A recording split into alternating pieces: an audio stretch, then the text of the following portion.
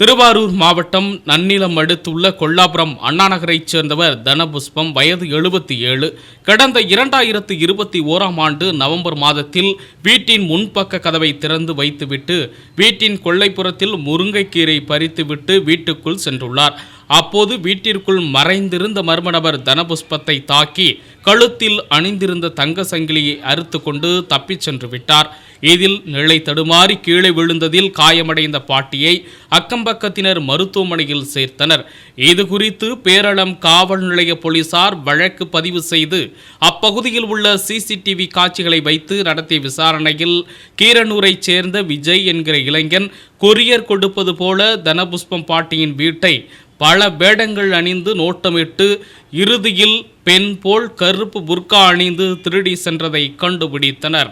இதனைத் தொடர்ந்து நகையை திருடிய விஜயை சென்னையில் பதுங்கியிருப்பதை கண்டுபிடித்து கைது செய்து நகையை மீட்டு பாட்டியிடம் வழங்கினர்.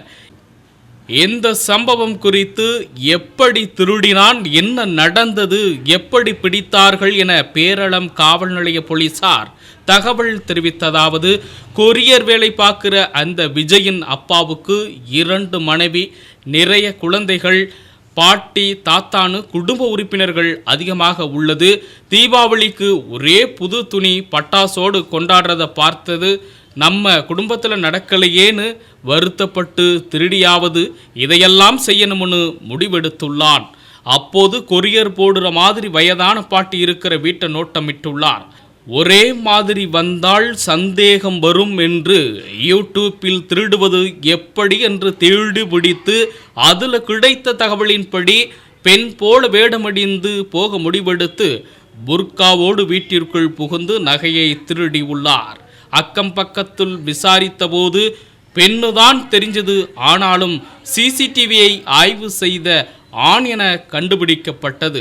அந்த வழக்கு நன்னிலம் குற்றவியல் நடுவர் மன்றத்தில் நடந்து வந்த நிலையில் திருட்டில் ஈடுபட்ட விஜய்க்கு இன்று நன்னிலம் குற்றவியல் நடுவர் பாரதிதாசன் மேற்கண்ட குற்றத்திற்காக 3 ஆண்டுகள் கடுங்காவல் தண்டனையும் ரூபாய் 10,000 அபராத தொகை கட்ட தவறினால் கூடுதலாக 6 மாதம் சிறை தண்டனை அனுபவிக்க வேண்டும் என்று தீர்ப்பு வழங்கி உத்தரவிட்டார்.